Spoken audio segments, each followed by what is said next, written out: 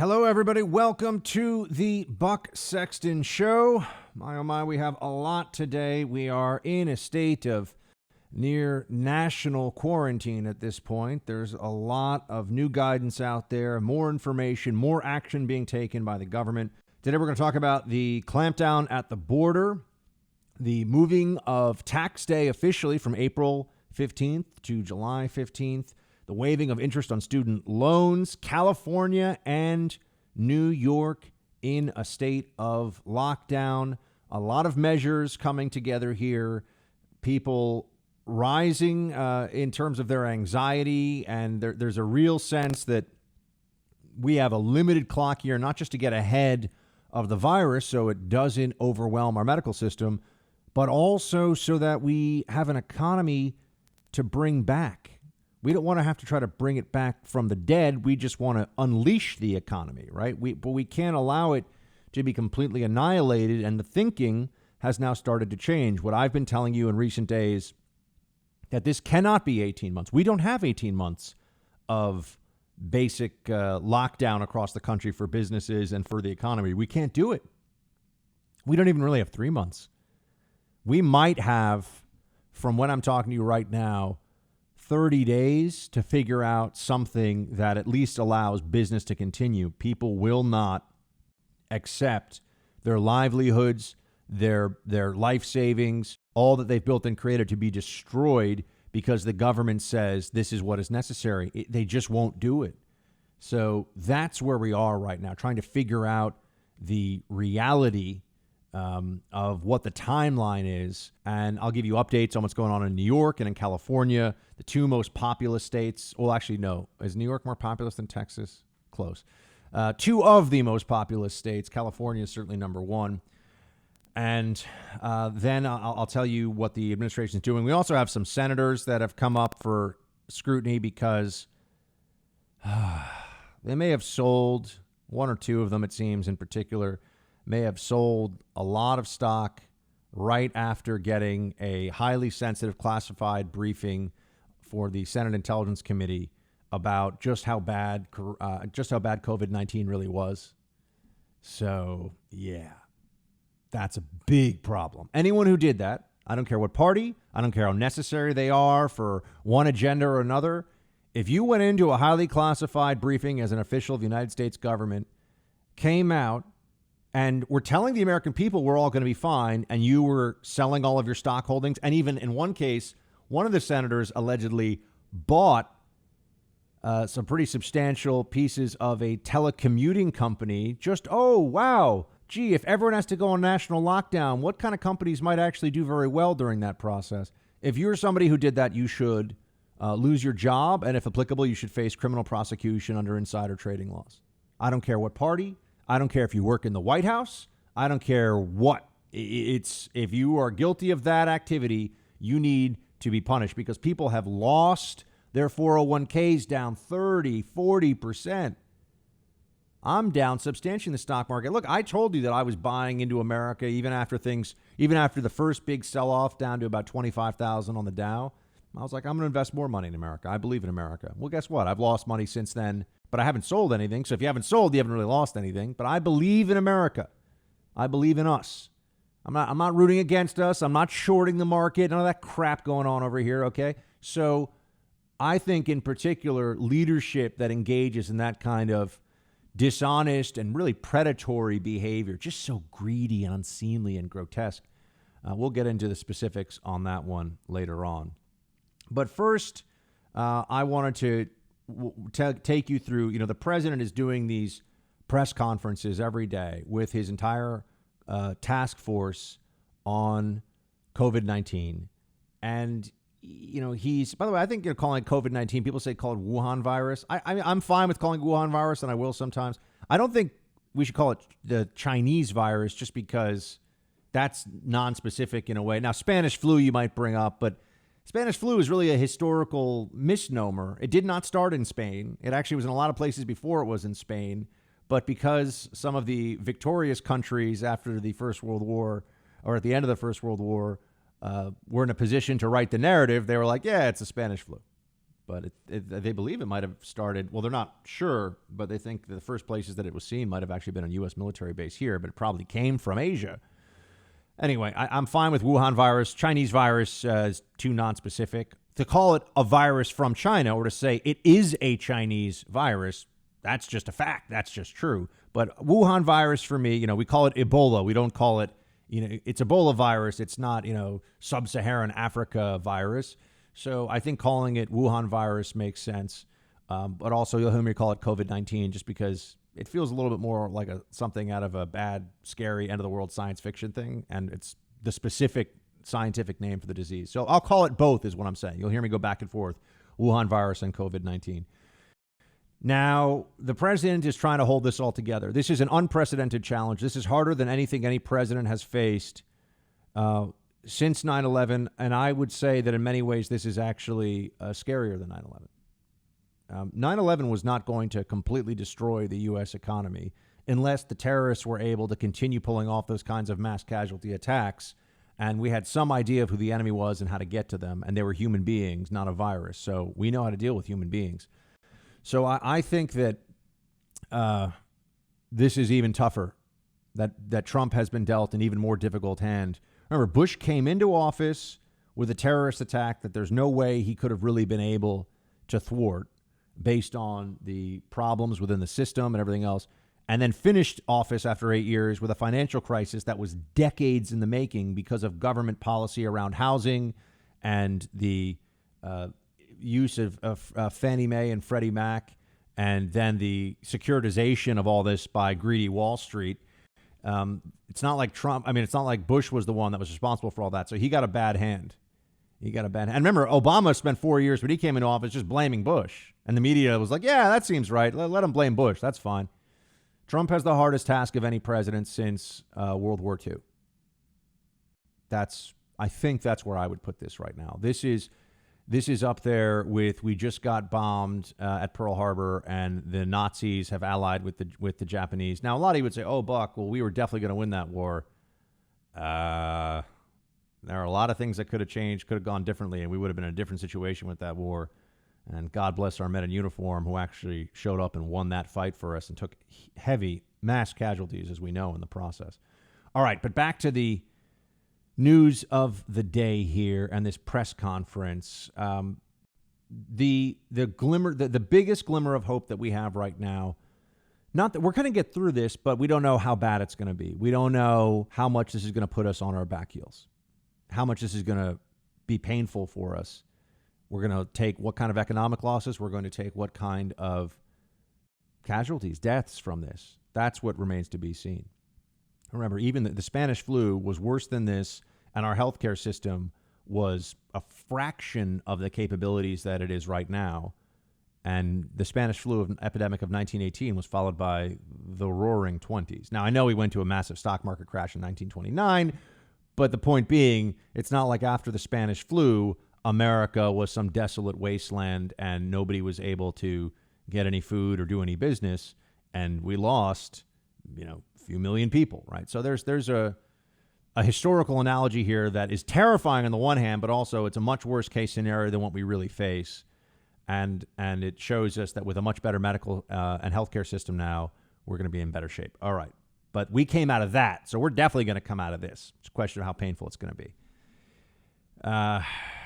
Now, the president has brought up this reality of chloroquine and the possibility that chloroquine, the anti-malaria drug that I've told you about yesterday, that this may be a successful treatment. We just don't know. And we get caught in this hopefulness, but we don't want hopefulness to get too far. We don't want to be in a position where we feel like we expect this to work and then it doesn't, because that will crush our spirit in and of itself. As I said, don't celebrate too early. Well, here's the president trying to speak about ramping up production, getting us to a point where we have the equipment we need. I'm going to get more into equipment. Right now, it's like we've turned on the arsenal of American democracy against this virus. That's where we are.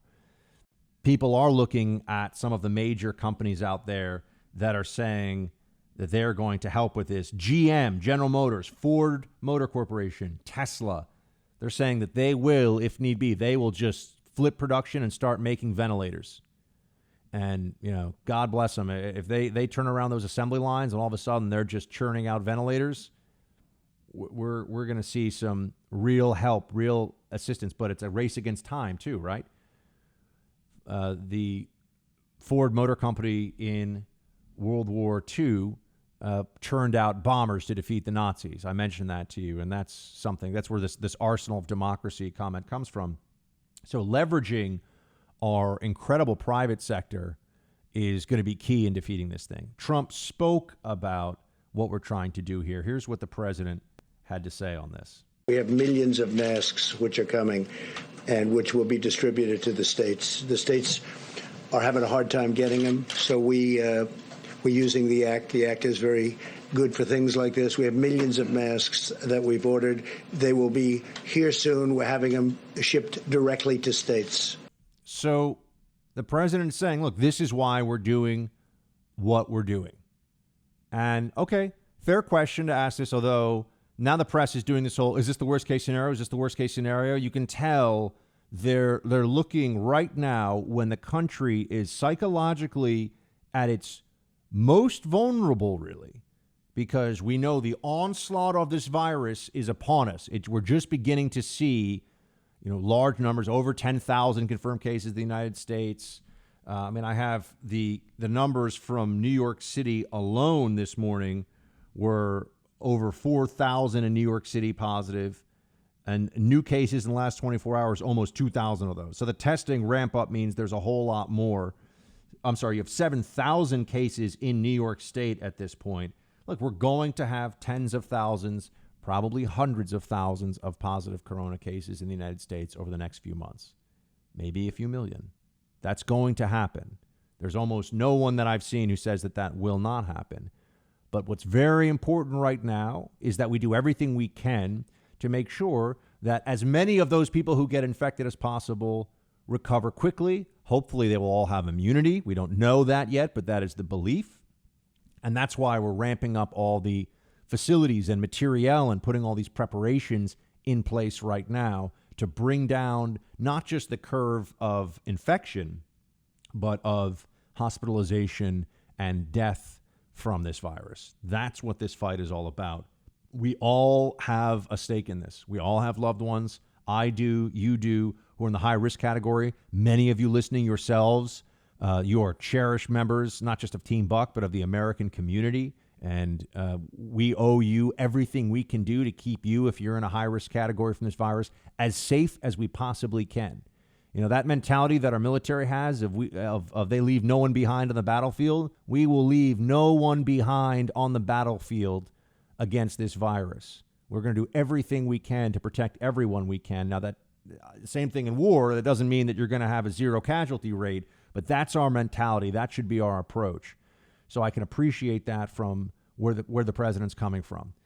There are adults in the room. There are real people who are at the top of this government response who are doing everything in their power. And there are some Democrats that fall into that category too. And I do believe that, you know, the Democratic Party by and large is doing, you know, they're hoping for the best outcome here possible. They're going to pounce on Trump, a lot of them, but at least for now, they are focused more, not all of them, but some of them, probably most of them, focused on this being better for the country or being as minimal in terms of pain and loss as possible. So we're united in that. The press is still a disgrace, and we do have to spend some time explaining and working through what the heck is wrong with these people.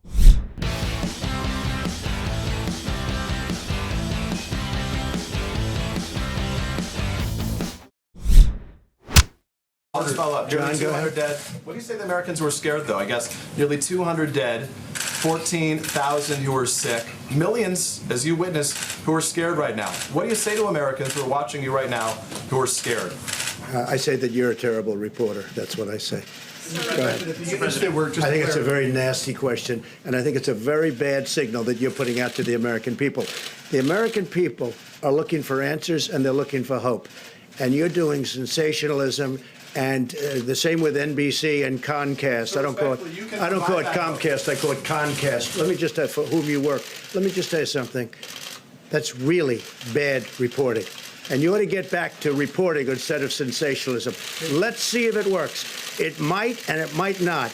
I happen to feel good about it, but who knows? I've been right a lot. Trump has gotten so much pushback from the press and from the Democrats for saying that the media are the enemy of the people. Right now, we face a crisis unlike anything in my lifetime. It is more frightening than 9/11. After 9/11, I was scared for a few days, and then I remember thinking, our team is going to go after the bad guys now, and it's going to be really, really, really tough for them. And then I joined up the CIA to try to help out as I could. So I remember the psychology then. And yeah, we were worried. There were more mass casualty attacks planned, but I remember what it was like at that point in time for all of us trying to figure out what we could do in order to get back at those evildoers, at the bad guys. I remember. And now I look at what's going on, and we have to understand that there is no getting even with a virus. There is no retribution. We are playing a massive game of defense. We are under siege from a pathogen. Now, you can still win when you're fighting against a pathogen, but you have to understand that this is even scarier in a lot of ways. So that's where this is right now. That's where we are as a country. What the heck are these journalists doing, asking questions like, people are scared, like, what are you saying to them? Let's just understand. They've been jumping all over the president at a time of maximum anxiety and concern. Millions of people are losing their jobs. People are losing their businesses. They're losing their life savings. They're scared, and they're scared for themselves and their family members, and there's reason for concern. I'm not pretending that there's anything but that as the truth here. And the president's been trying to take an optimistic view of it, trying to calm people down. And all they do is say, he lies, he's a bad guy. Makes you turn around and say, well, hold on a second. When he's trying to calm us down, the media jumps on him and says that he's being dishonest. And then if he's not doing enough of that, they're asking questions in front of the whole country. Everyone's watching these press conferences. What do you say to people who are scared? That's why the president's having these press conferences every day. You idiot, this moron at NBC. I'm a journo at these legacy media institutions. Honestly, the only people that I can think of in the country who deserve to get fired are those people.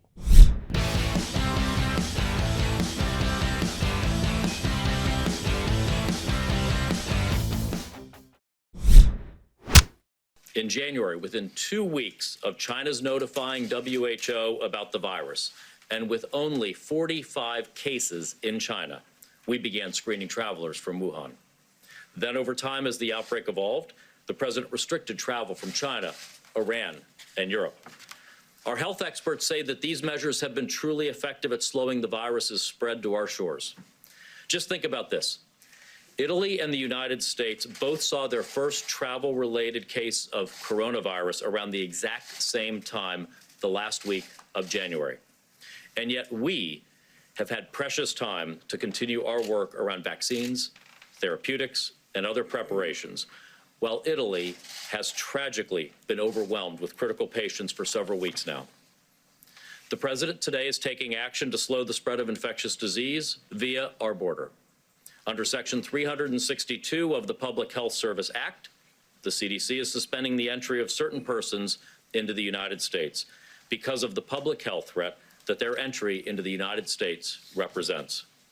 This order applies to persons coming from Mexico and Canada who are seeking to enter the country illegally and who would normally be held in a congregate setting like a customs and border. Oh, wait a second. You mean that we're shutting down the southern and, in fact, northern border, U.S. border with Mexico and border with Canada, because there are reasons that the health experts are telling us we have to control our borders? So the health and safety of the American people can in part be dependent upon secure borders? I thought that borders were racist, because that's what the media had been telling me for the last 3 years. And that anybody who suggests that we shouldn't just allow anybody to show up and come in was a bad person. This was the media monolith, the lib apparatus, the apparatchiks who work for our left-wing media, which is 90% of it. They were unified in this message. They were unified in continuing to make these claims about anybody who had the common sense to understand that we do, in fact, need secure borders. We do, in fact, need to be able to control who comes and goes from this country. Here we are seeing that our side, those who believe in borders, correct. The other side, the media side, those who believe that you should just let anybody come into the country. And this also now applies to anyone showing up and trying to use the old asylum scam, which now we know it was a scam because since Trump has set up the Remain in Mexico policy, since that happened, they've stopped coming in such large numbers. Oh, wait, I thought you were fleeing because of terror for your life, they claimed at the border, where I went and talked to Border Patrol officers who told me over and over the same story, all of them, rank and file all the way up to the top of Border Patrol, that people were being coached, that they knew that the cartels were making money off of this, that it was all a big scam. We were being scammed. And the media, where were they on this? Kids in cages, kids in cages. That's what they would say. Well, okay, fine. We should keep families together. Trump decided to do that. What about the whole securing our borders part of this? Media seems so silent about that. Didn't have anything to say. Isn't that quite strange? Isn't that surprising? Well, it's not strange at all. We know they're a bunch of hacks. They're morons, and they love virtue signaling above all else. They want the other journos that they see in the green room or in the newsroom or at the cocktail party. And yes, there are fancy cocktail parties where they all hang out. I've been to a couple of them. It's a real thing. People lately have been like, oh, there's no such thing. Those people are idiots, or they just never gotten invited to one. They want their peer journalists to like them and to think they're smart and they're part of the good people. Virtue signaling has overtaken journalism. It's the same reason why we have so many mainstream, big platform journalists who are straight up doing the propaganda work of China for them right now. The Chinese government is responsible for erasing trillions of dollars of wealth, and at the end of this will be responsible for likely tens of thousands, if not hundreds of thousands of deaths. The Chinese government, not the Chinese people, I'll keep making that separation so the jerks from Media Matters who watch the show, who try to catch me in something that they can pretend was what I said when it wasn't, or take something out of context. No, the Chinese Communist Party is responsible for this. And the media parrots their propaganda and plays along with their games. And then they wonder why we don't trust them, why we don't think that they deserve our faith and trust. They don't. They flatly, the media in this country should be, just razed to the ground and restarted. I'm talking about the journalist media. And I'm hoping the digital era we live in now is a part of that. Those of you who listen to this show know that I'm accountable for every show that I do. You listen to me, you reach out to me directly. I don't get to pretend that there's some newsroom that was making all these decisions for me. I'm accountable for what I say, the good, the bad, all of the in-between, everything. And you can trust me because I tell you where I'm coming from, and you know that I care about my reputation with all of you because I'm putting me on the line every day. What I say is what's going out over this show. I don't get to hide behind some legacy media institution and claim that, oh, well, this is just what someone told me, but I can't tell you who, and it was in the process, and a committee decided this. That's all crap. It's all crap. But back to the border. This is an essential step that is being taken right now, and it's a step that I think will be very helpful in bringing down, flattening the curve, as we all say now. So that part of it, I think, is good. But keep in mind that the president, and I'm trying to avoid getting too political, but there are politics that we have to discuss here. It is this president, President Trump, who has been saying all along that China is a problem, that our trade policy with China needs to change, that we need to bring more American domestic manufacturing back, that our energy sector needs to be completely unleashed and able to do what it can do, that the border needs to be secure for a whole bunch of reasons, that sovereignty demands a secure border, and that it's a national security interest of the American people. These are positions he took that were unpopular, not just with the psycho Democrats who are wrong on all these things but won't change their minds on any of it, even though we're seeing now how wrong they've been, and not just recently. They've been wrong on this stuff for decades. But also we see that there have been Republicans who thought that they were so much smarter than Trump. They knew better than him and really were willing to mock him on all of this stuff And his instincts, despite, Trump's lack of a PhD from the Kennedy School, or I don't think you do PhDs there. You can only do a master's, but whatever, you know what I'm saying? Some fancy degree at one of these places, despite Trump not having that. Although they did go to Wharton, which no one ever brings up, which is one of the 3 best business schools in the world. Despite all that, here we are, right? Trump is right, they were wrong, and they're never going to admit that. But we should keep that in mind going forward, that this crisis is actually showing the reality of a lot of the major policy disputes that have been underway for years now. And then that brings me to, I mentioned this before, but the chloroquine, this is that moment in time where I'm trying to temper my optimism with my natural skepticism. And to be good at the job that I do, just like to be good as an intelligence officer before that, you've got to be skeptical, especially of things that you want to be true. This is what journalists never do. Journalists see something, that's the narrative, that's what I want to believe, that's what I think, and they jump on it right away. And that's why they're so wrong about all kinds of stuff. Sit here. They're so wrong about Jussie Smollett. They're so wrong about the Covington Catholic High School kids. They're so wrong about Kavanaugh, right? All these things, because they want these things to be true. And they don't understand that you have to take into account in your assessments of anything, when you desire that something is true, it affects your willingness to see it as true without the fundamental factual basis for that, without being objective in your assessment, balancing out what's real, what's not, what's true, what's not. So I'm in a tough place right now on this myself, because I want to believe that this really antique malaria medicine could be the answer to a prayer, and that is exactly what it would be if, in fact, it was useful. I mean, even just assume that if this lessened the severity and duration of COVID-19, so that if you had to go to the hospital for trouble breathing, they put you on a ventilator, but you're more or less able to get out and be cured in 4, 5, 6 days instead of 2 to 3 weeks on the ventilator, and maybe you don't make it out. That's a game changer in this process. And that is what the early indications have shown. But you just don't know. Maybe the virus is a cagey adversary. Maybe this virus, there's different strains of it, or only certain people's systems respond, or maybe those early studies were a fluke. All of these things could be possible. We just fundamentally do not know right now. But you'll notice that the press is going to play a game here with the president, where his desire to show some optimism in all of this will be used against him. And then at the moment that they can, they'll switch to, why are you being so pessimistic? People are scared, Mr. President, because they have no honesty or integrity even now.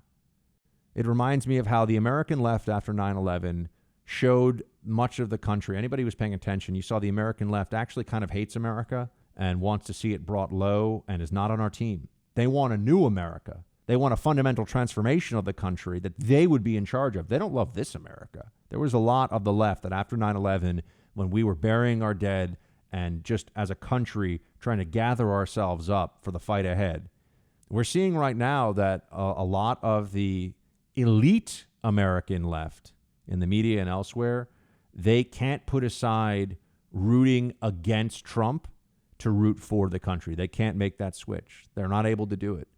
They can't even put on their real journo hats and actually do what they claim to do for, what are we even talking about here? A few months? Maybe? No, Trump hatred, they're sick. I mean, I don't mean COVID-19 sick. They're sick in the head. They've got a problem.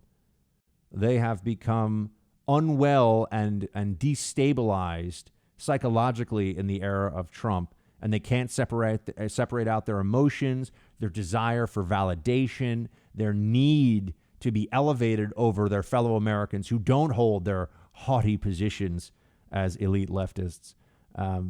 They can't stop this even now when the whole country faces cataclysm. They just won't.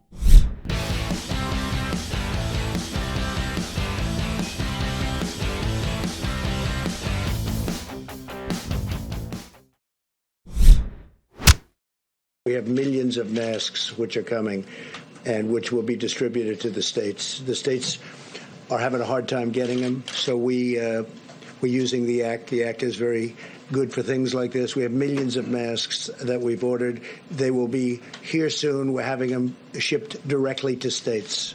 All right, this is critical. Got to get those masks out. Got to have this happen right away, because the effect of our healthcare providers, doctors, nurses, and all the rest, EMS, if they get sick, who takes care of the already sick, and who will take care of our sick healthcare providers? So we need to equip our healthcare army here, so to speak. We need to look. It is that Rumsfeldian thing where people have always misquoted Rumsfeld on this, where they said, "Oh, he just said, you go to war with the army you have," as if it was just this dismissive. No, it was just a statement of the truth. And he said that after saying, we're ordering this, we're getting that, we're working on this, we're working on that, we're trying to get all these things together. And at the end, he's like, you go to war with the army you have, do what you can with what you've got. And that's where we are. I mean, we're going to healthcare war here. We're going to war against a virus with the healthcare army we've got. And we're trying to get them the best weapons, the best tools, the best gear possible. But it is going to be a process. And it's going to require everybody who can do something doing as much as possible. I mean, I'm very pleased to see of some of these stories where you have people who have access to 3D printers, for example, who come up with ways to design a ventilator or a mask on a 3D printer. I believe they designed a piece for a ventilator in Italy. And of course, a company with a patent on it in Italy has threatened to sue those who, they might want to pull that suit away real fast before an angry mob forms outside the office of that company. But the use of 3D printers here just for, I believe it was actually face shields and not masks, but there'll be masks too. Everyone who can make this stuff and can get it to our frontline healthcare providers need to do it, because I'm hearing from healthcare providers who are scared. I'm hearing from healthcare providers who are they themselves worried about what happens when, let's say you're a nurse and you're at a major metropolitan hospital anywhere in the country, and your husband's out of work because of the shutdown, right? I didn't mean that like he's out of work, but he's not working because of the shutdown. He's at home, and you've got 3 kids, and now you're trying to tend to patients, and you get COVID-19. Now what happens? You go home, maybe infect your family? No, you go into isolation. Who's going to take care of the patients? They may reach a point where even patients who or people who are healthcare providers who are positive for COVID-19 end up having to do some degree of work even with masks on, because they're not going to know as they're doing this either. So, it's just a mess. If we can get our healthcare providers to a much higher level of efficiency in preventing them from getting the virus, that would be an enormous benefit. So that's why ordering these masks and this equipment. And look, this is, these are the times that try men's souls. There's a reason why that's such a timeless quote. We have people in this country who are true geniuses. We have titans of industry and technology, people that are wizards of commerce, and they need to be in a position here to do everything that they can. They need to be told how do they provide the assistance that they can as private individuals, as the private, to help right now with the healthcare system, because it's gonna get very tough very quickly if we have major hospitals and other health providers who are getting a lot of their people sick. This is what happened in Italy, which compounded, right? You have fast spread, old population in Italy, fast spread of the virus, doctors lacking protective equipment, doctors, nurses getting sick, more and more people coming into the system, not enough equipment to treat the people that are coming in, and also not enough doctors to use the equipment that they have because some of them are getting sick. So we have to prevent all that from happening. We are learning from the catastrophe of Italy's fight against this virus and hopefully implementing all those lessons for ourselves.